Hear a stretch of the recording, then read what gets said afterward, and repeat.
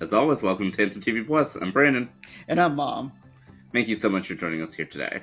Yep, thank you for joining with us again. We always love doing this. And Mom, how are you doing today?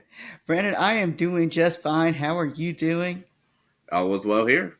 That sounds great. What are we talking about today, Brandon?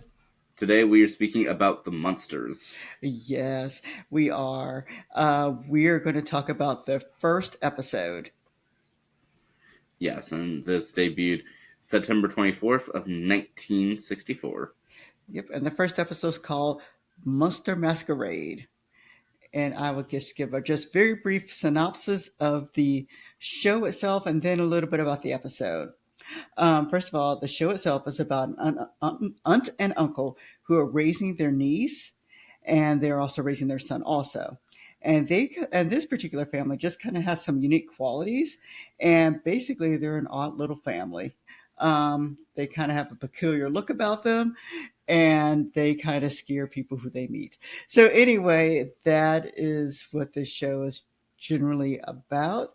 This particular episode is about Marilyn, focuses on Marilyn, their niece, and Marilyn's dating a young man, and his parents invite Marilyn's family to a masquerade party. And so in this particular episode, we see Marilyn's aunt and uncle attend a masquerade party. But as I mentioned before, they're kind of odd ducks anyway, so they don't quite fit in for this masquerade party. Well, Mom, thank you so much for that. You're welcome, Brandon. And overall, what did you think about the first episode of the Munsters? Um, I will say overall, it was just okay. Um, we just finished watching the Adams Family, and there was such a big difference in them. And I know they came out on the same year, um, but the Adams Family I really enjoyed. The Munsters I didn't care for as much. Um, the question of whether or not I've seen it before, no, this is the first time that I've really seen the Munsters. How about you, Brandon? Yeah, this is my first time seeing it as well. And since you compared it to the Adams Family, this only debuted 6 days later. Yeah, it did. It did. And it's a different sense of humor per se, but like you said, in comparison, this one to me was the weaker of the two. Although I think at that time period they kind of flipped it and said it was the opposite for the time period, if I remember correctly, for reading. Yeah, I read something along those lines because I believe that the Munsters actually outlasted the Adams Family by a whole 6 episodes. Yeah, I would after watching this first episode, I do not have to watch it again. I'm not saying that if it's on TV I won't look at it, but I'm not purposely looking for the monsters. How about you? Yeah, I mean, I entirely understand that, and yeah, it's we have so many things on our to watch list that this would not be my priority to see another episode of. Yeah, but I did learn some things about the first episode, Brandon. And what's that? All right. I've learned that this particular show did not have an initiating event. And that's one thing that we've talked about plenty of times here on this channel is that I do better with shows that have an initiating event. This one did not. It just happened to be that this was just another day in their life. Um, the, um, the family itself saw themselves as normal, but yet they were a little bit of an odd family. And and what I thought was interesting is that they were an extended family because their father-in-law lived in the house also, along with, and of course, this is their Marilyn's aunt and uncle, and not her parents. And I don't know if in future episodes they explain what happened with her parents, but at least in this episode, we're not given any information. Yeah, we definitely aren't given any additional information on that, and we can tell that she doesn't. I'm not going to say she doesn't quite fit in with her family, but I think she's probably more aware than everybody else. Yeah, she seems to be aware, and I will say they make it seem as though she is younger than she is, but this actress, by just looking at her, she looks much older than I would say a 20-year-old, if that, of what they're trying to say she is. But anyway, um, so it was. Nice to watch the first time. I don't think I have to keep watching it. Yeah, I mean, I definitely could see where they were trying to go, and that they're trying to have it where they're just an average family. They're just a tad uh, different and peculiar. And for all intents and purposes, I mean, to almost compare it hand in hand with the Adams family we spoke about last week for our first episode Friday.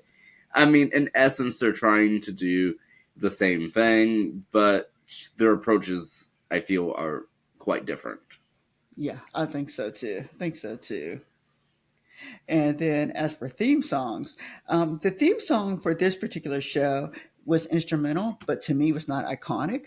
If I heard the song, I would know it, but only because I've heard the song, quite a bit. But it is not an iconic song for me.